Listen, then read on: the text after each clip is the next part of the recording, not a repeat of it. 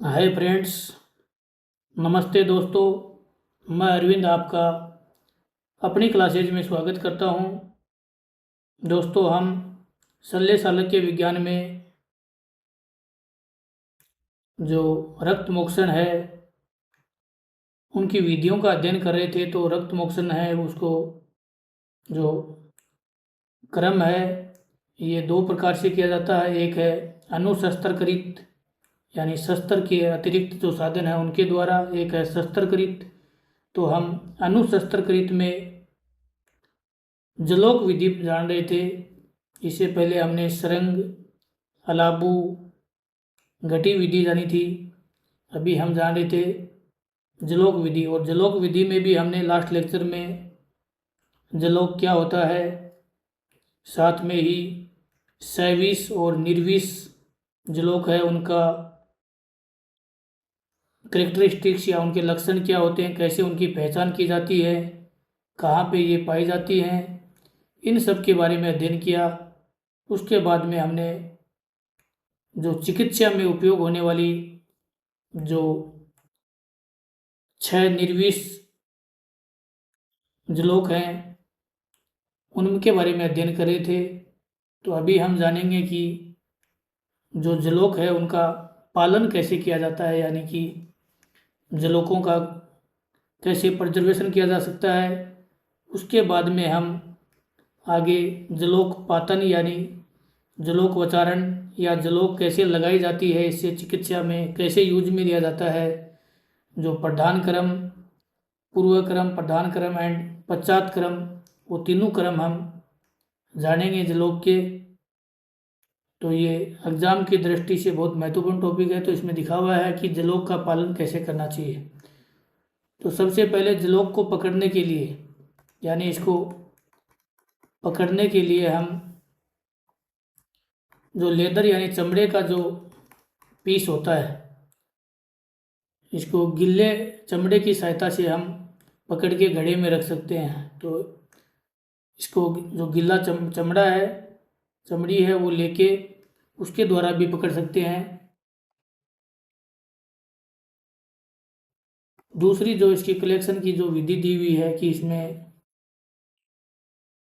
जो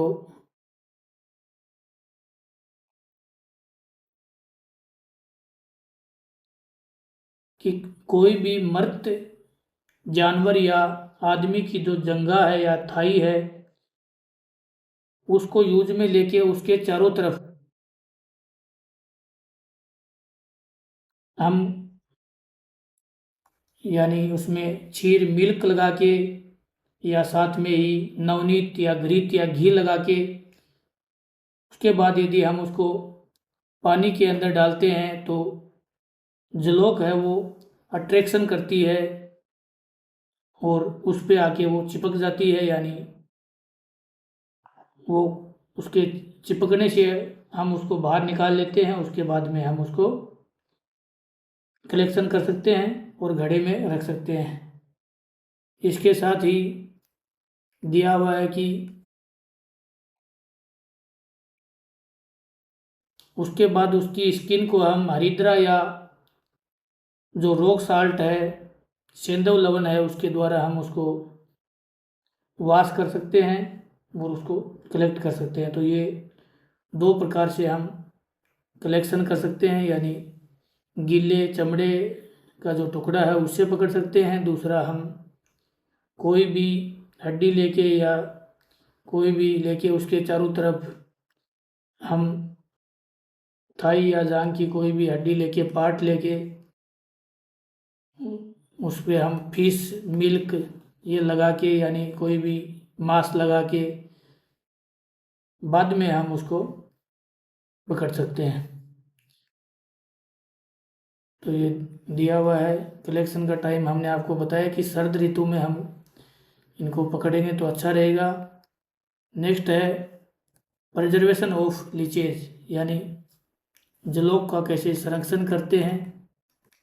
तो ये भी पूर्व क्रम के अंतर्गत ही आते हैं। तो ये एक बड़े घड़े के अंदर हम इनको रखते हैं। Water and slime of the pool, यानी एक बड़े साइज के घड़े के अंदर हम इनको रखते हैं जिसमें जलाशय का स्लाइम यानी कीचड़ और या जल भरा हुआ हो, और इस पानी के अंदर हम जलोका को जो खाने के लिए एक तो शैवाल, साथ में ही सरंगाटक, कशेरू, मरनाल, पुष्कर बीज,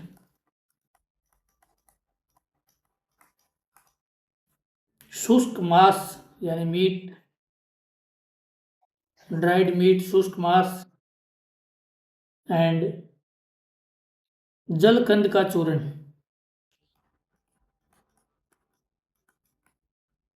यानी एक्वाटिक बल्ब्स, ये चीज़ें हम फीड के रूप में जलोक को दे सकते हैं जो निर्विष जलोक होती है। साथ में ही घड़े के अंदर हम घास के तिनके, पत्तियां ये डाल देते हैं जिससे वो आराम कर सकती है।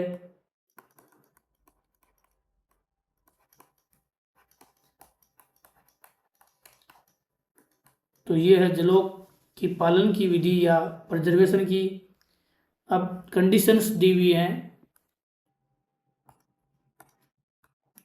कि जो पानी है, घड़े का पानी है, वो हर 2 से 3 दिन के अंदर अंदर हमको चेंज करना चाहिए, और जो घड़ा है वो 7 दिन के अंदर उनको घड़े को ही चेंज करना चाहिए। तो ये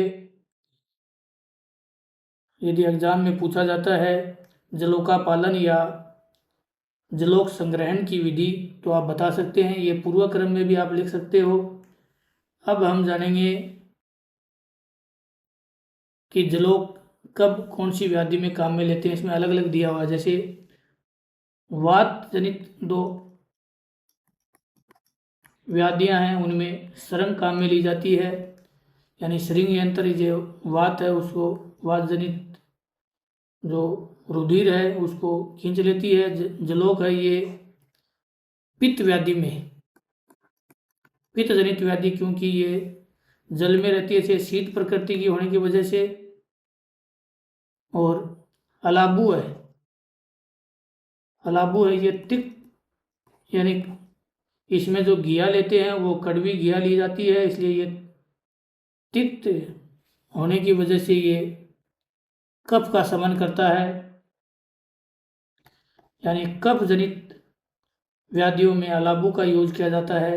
इसमें लिखा भी हुआ है कि शीत में रहने की वजह से, यानी शीतल जल में रहने की वजह से मधुर जलोकवारी संभव, यानी ये पित्त है ना, पित्त दोष में जो रक्त मोक्षण है वो करने के लिए काम में ली जाती है। अब हम जानेंगे, आगे दिया हुआ है परम सुकुमार अयम, यानी रक्त मोक्षण की ये बहुत ही परम विधि है, सुखदायक विधि है। तो इसमें अलग अलग दिया हुआ है कि राजा है या कोई धनी आदमी है, बच्चे हैं, भीरू यानी कोई डरपोक आदमी है, दुर्बल है, नारी है, इन सब में हम रक्त मोक्षण के लिए ये काम में लेते हैं। ये सुश्रुत संहिता में सूत्र स्थान में बताया हुआ है। ये आपको दिखाई दे रहा है कि जो वात जनित रक्त है उसको निकालते हुए रक्त मोक्षण करवाया जा रहा है, जलोकावाचरण किया जा रहा है। यहाँ पे ये कुष्ठ रोग में ये दुष्ट वर्ण हो जाता है, तो उसमें भी हम जलोक का यूज लेते हैं रक्त को मोक्षण करने के लिए। तो अब हम जानेंगे कि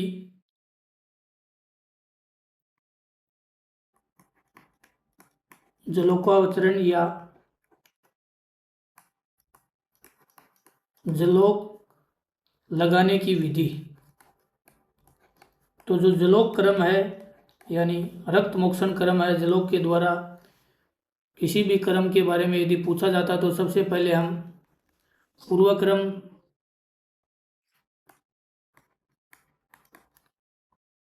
प्रधान क्रम एंड पश्चात क्रम,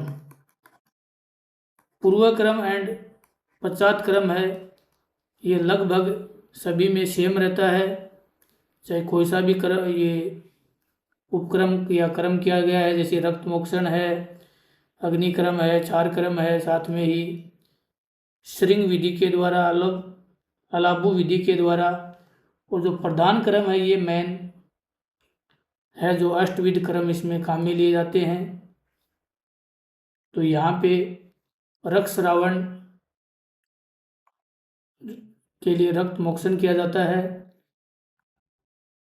और मैन विधि जो प्रधान क्रम के अंतर्गत लिखते हैं। तो सबसे पहले हम जानेंगे पूर्व क्रम। पूर्व क्रम में सबसे पहले पेशेंट के लिए क्या क्या सावधानी रखनी पड़ती है, दूसरी जलोक के लिए क्या सावधानी रखनी पड़ती है। तो रोगी की एक तो एग्जामिनेशन यानी जांच, परीक्षण करना चाहिए कि रोगी का काल, दशा, बलाबल,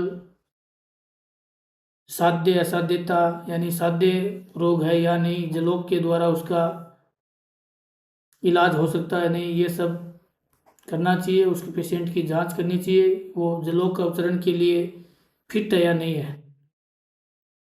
दूसरा, पेशेंट को स्नेहन या संवेदन क्रम के द्वारा करना चाहिए, जहाँ पे लीच लगानी हो।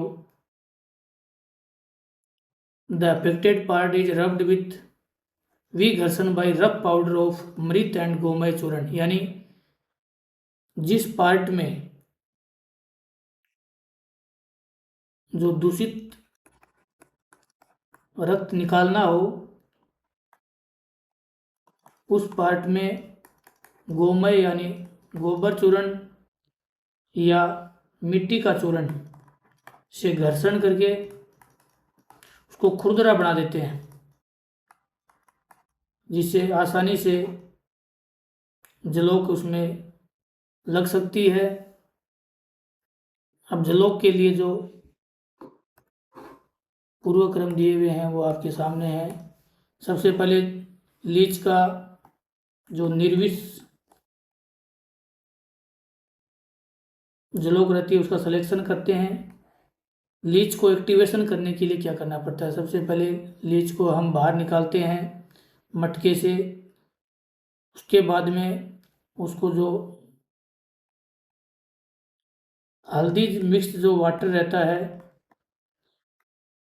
उसके अंदर उसको डाल देते हैं, तो वो उसके जो भी संक्रमण रहता है या वो पूरी तरीके से क्लीन हो जाती है और एक्टिव हो जाती है। तो ये जलोक को एक्टिव करने की पूर्व क्रम है।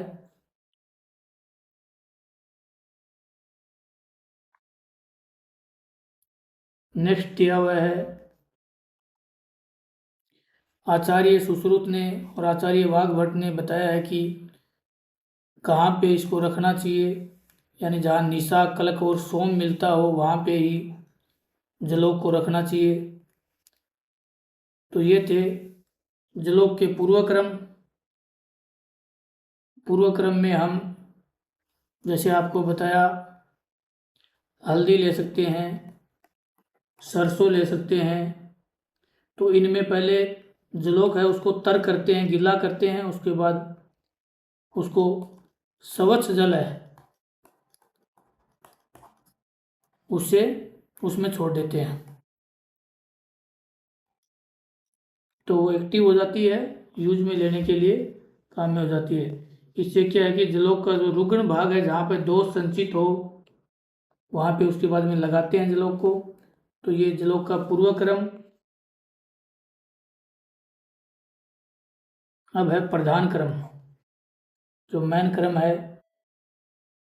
प्रधान क्रम में हम जहाँ पे रक्त दूषित रहता है वहाँ पे या तो कांच की नली या पेपर है जो छिद्र युक्त, उसको लगा देते हैं। उसके बाद में बताया है कि जो लीच रहती है यानी जलोक रहती है, ये बहुत ही स्लिम एंड सॉफ्ट होती है, इसलिए ये हाथ से फिसल जाती है। इसको पकड़ने के लिए हम या तो कपड़ा यानी गोज पीस काम में ले सकते हैं, या ग्लव्स यानी दस्ताने पहन के इसको आराम से यानी बहुत ही मृदु हाथ से इसको पकड़ के निकालते हैं। ध्यान ये रखते हैं कि इसका मुंह नग्न रहना चाहिए, यानी मुंह के ऊपर इनको हमको हाथ नहीं लगाना चाहिए। और उसके बाद में हम उसको वहाँ पे छोड़ देते हैं हाथ से। और यदि शुरू में यदि लीच वहाँ पे जो रक्त है उसका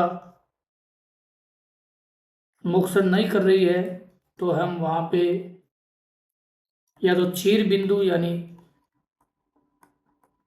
दूध या रक्त या घी वो उस जगह पे लगा देते हैं, जिसकी वजह से वो रक्त मोक्षण करने लग जाती है, यानी लीच है वो रक्त का पान करने लग जाती है। तो ये है लीच को प्रिपेयर करना, यानी दुष्टि रुधिर है उसका, उसको पान करवाने के ये है। आगे दिया हुआ है कि जब लीच यानी जलोक है वो दुष्ट जो रुधिर है रक्त है उसको पूरा कंप्लीट यदि ऐसे लग रहा है कि जो पान चालू कर दिया है, तो उसकी विशेषताएं हैं कि वो अश्वखुर्दानाम उनमें च स्कंदम, तो जो अश्वखुर होता है उसकी तरह वो मुख करने लग जाती है, और साथ ही जो गर्दन है उसको ऊपर की ओर उठाने लग जाती है। तो ये समझ लेना चाहिए कि लीच है वो रक्त का पान करने लग गई है।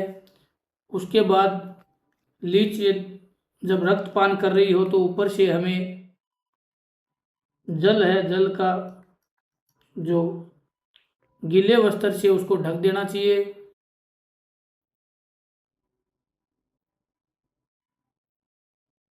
लीच के ऊपर गीला वस्त्र डाल देना चाहिए, या थोड़ा थोड़ा जल है उसका परिषेक करवाना चाहिए, यानी जल टपकाना चाहिए, जिससे वो आसानी से रक्त पान कर सके। जब पेशेंट को जब ब्लड कंप्लीट शक हो जाता है, यानी दूषित ब्लड है वो पूरा शोणित हो जाता, ग्रहण हो जाता है, उसके बाद में दिया हुआ है कि indication of for removing leech, मतलब लीच को कब हटाना चाहिए।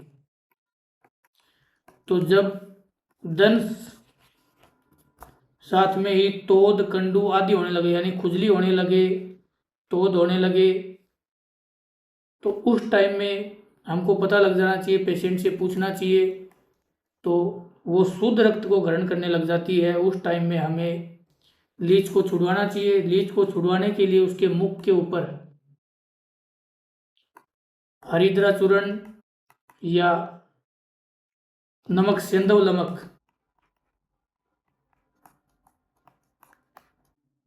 उसको डालकर उसको हटाना चाहिए, जिससे वो अपने आप विमुख होके, यानी लीच है वो अपने आप जो रक्तपान है वो करना बंद कर देती है। सेंसेशन होता है कंडू पर प्रादुर्भाव या तोद होता है, यदि जब शुद्ध रक्त का वो पान करने लग जाती है।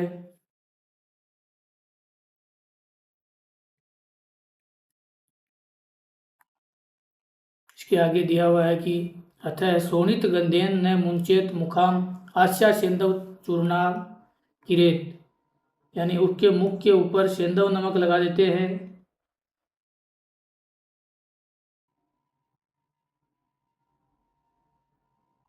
सेंधव नमक एंड हरिद्रा चूर्ण उसके मुख पे लगाना चाहिए। तो इस प्रकार से हम ये जलोक को उधर से वहाँ से हटाने की प्रधान क्रम होने के बाद में हम जलोक को कैसे हटा सकते हैं, तो ये सब आता है प्रधान क्रम के अंतर्गत। इसके साथ ही नेक्स्ट हम जानेंगे पश्चात क्रम। पश्चात क्रम में यानी जलोक पातन होने के पश्चात दो प्रकार की जो अवस्थाएं हैं वो उत्पन्न होती हैं। जैसे दिया हुआ है इसमें दो प्रकार की अवस्थाएं उत्पन्न होती हैं, जिनमें एक है योग अवस्था, एक है स्वाभाविक अवस्था। तो ये दो अवस्थाएं उत्पन्न होती हैं जलोक पातन के प्रधान क्रम के बाद में। तो योग में यानी जलोक को हटाने के पश्चात होने वाले स्वाभाविक रुधिर यानी अपने आप जो रुधिर निकलता है, इससे रोकने के लिए हम वर्ण स्थान पे क्या लगाते हैं, शतधोत।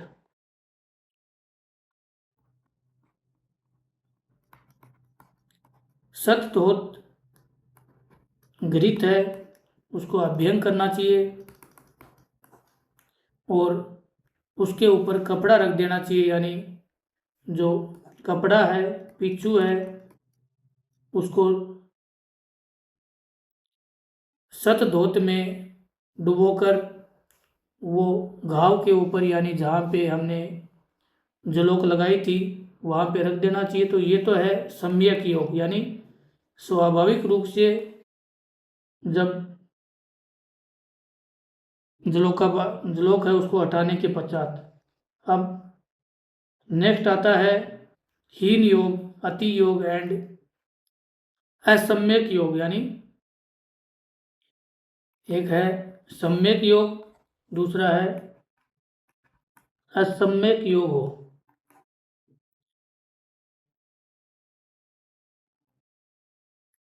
हीन योग में रहता है जलोक ने यदि कम रुधिर पान किया हुआ,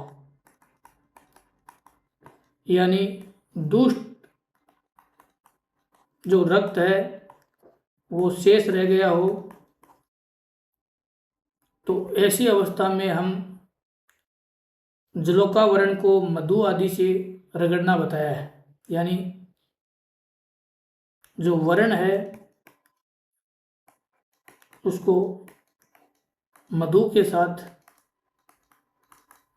रगड़ना चाहिए और रगड़ के जो बाकी का रक्त है उसको बाहर निकालना चाहिए। तो ये हीन योग में। नेक्स्ट दिया अति योग में, यानी जलोक पातन के पश्चात अधिक रक्तस्राव हो रहा है, यानी ज़्यादा रक्तस्राव हो रहा है, तो रक्त को स्राव को रोकने के लिए हमें एक तो परिषेक यानी शीतल परिषेक करना चाहिए, शीतल जल का काम में लेना चाहिए। एक बंधन करना चाहिए, मतलब उसको बांधना चाहिए और शीतल जल से उसको सिंचित करता रहना चाहिए। यानी जो कपड़ा बांधा उस पर सिंचित जो जल है वो डालना चाहिए, जो हमने रक्त स्तंभन में भी बताया था। तो ये रक्त को रोकने का उपाय है जो अति योग में होता है। तीसरा है मिथ्या योग, यानी मिथ्या योग होने पे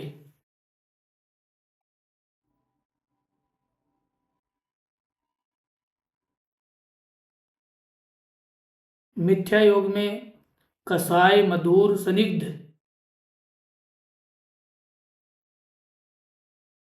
यानी जब मिथ्या योग में हम क्या करते हैं, जो वर्ण है उसको वर्ण स्थान पे कसाय मधुर संदिग्ध।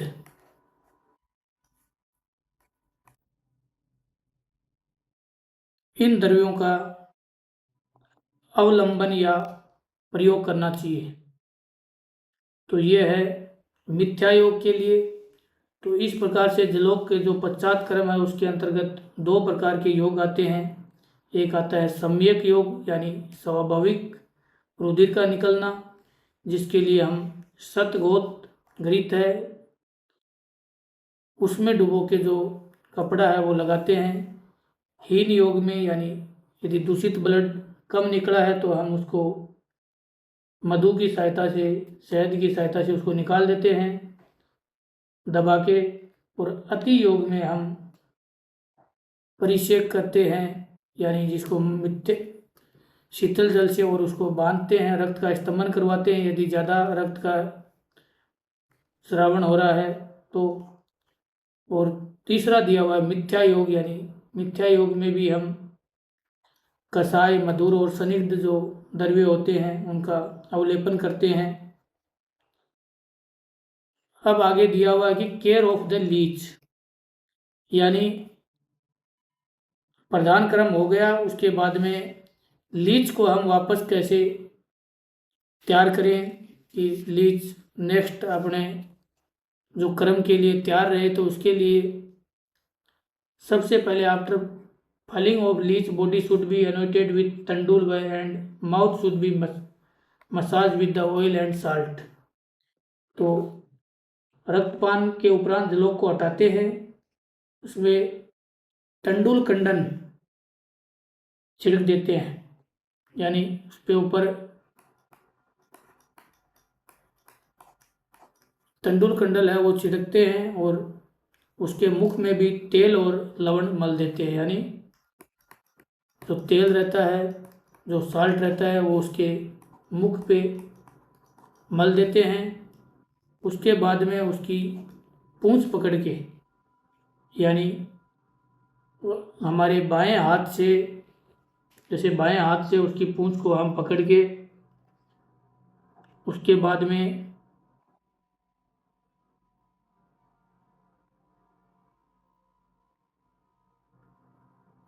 अपने जो दाएं हाथ है उससे हम उसको फिंगर से, टेल से, पूंछ से मुंह की तरफ उसको अनुलोम करवाते हैं, यानी या उसको वमन करवाते हैं, उल्टी करवाते हैं। तो जिससे जो दुष्ट रुधिर रहता है, रक्त रहता है, वो बाहर निकल जाता है। तो उसको हम उल्टी करवाते हैं, यानी बाएं हाथ से उसको आसानी से पकड़ते हैं, उसके बाद में दाएं हाथ से उसको रब करते हैं ऊपर की तरफ, यानी मुंह की तरफ। तो मुंह की तरफ उसको उल्टी करवा के उसको रेडी करते हैं, जिससे जो दूषित जो रक्त रहता है वो बाहर निकल जाता है। और उसके बाद में उसको छोड़ देते हैं प्योर वाटर के अंदर। अब प्योर वाटर में छोड़ने के बाद उसके लक्षण देखते हैं हम। यदि वो सम्यक वांता सलिल सरके नैस्ता भोक्तु कामा सती चरित, यदि वो इधर उधर चलने लग जाती है, गमन या मूवमेंट होता है उसमें चलने लग जाती है, तो हम उसको सम्यक वांता कहते हैं। अतः सुवांता पूर्वत सन्निध्यात, यानी पूर्व की तरह वो जलपात्र में छोड़ने से खाने की तलाश करने लग जाती है, इधर उधर दौड़ती है, एक्टिव हो जाती है। तो इसको बोलते हैं सम्यग्वंता। और नेक्स्ट दिया हुआ है दुर्वांता। दुर्वांता मतलब वह जलोक होती है जो जलपात्र में छोड़ने पे उसमें डूब जाती है, यानी वो अच्छे से वमन नहीं कर पाती है या डूब जाती है और इधर उधर मूवमेंट भी नहीं करती है, चलती भी नहीं है, स्फूर्ति भी इसमें नहीं रहती है। तो उसको दुर्वांता बोला है। तो वमन ज़्यादा नहीं करवाना चाहिए, ये नहीं है कि हम हाथ से दबाते हैं तो ज़्यादा वमन होने की वजह से भी वो मर जाती है। और इसमें ये मरने का रीज़न दिया है कि जो पित्त रुधिर है वो जलोग के अंदर रह जाता है, तो लीच है वो मर जाती है। और उसमें इस विकार को बताया है कि जब पीत रुधिर जलोक में ही रह जाता है तो इसे जलोका में स्तब्धता, मद आदि लक्षण पाए जाते हैं। जलोक का यह विकार इंद्र मद या रक्त मद के नाम से जाना जाता है। तो रक्त मद क्या होता है? जब जलोक में जो दूषित रुधिर है वो अंदर रह जाता है तो वो स्तब्ध हो जाती है, मद हो जाती है, मूवमेंट नहीं कर पाती है, इससे इसकी जलोक की मृत्यु हो जाती है। तो ये हमने इस लेक्चर में पूर्व क्रम, प्रधान क्रम एंड पश्चात क्रम के बारे में अध्ययन किया।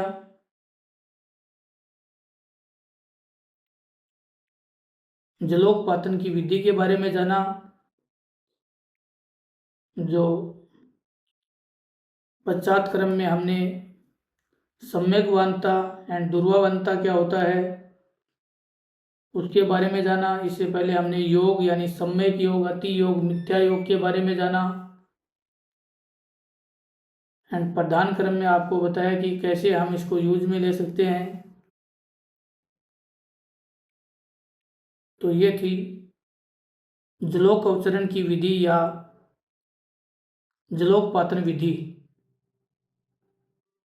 धन्यवाद।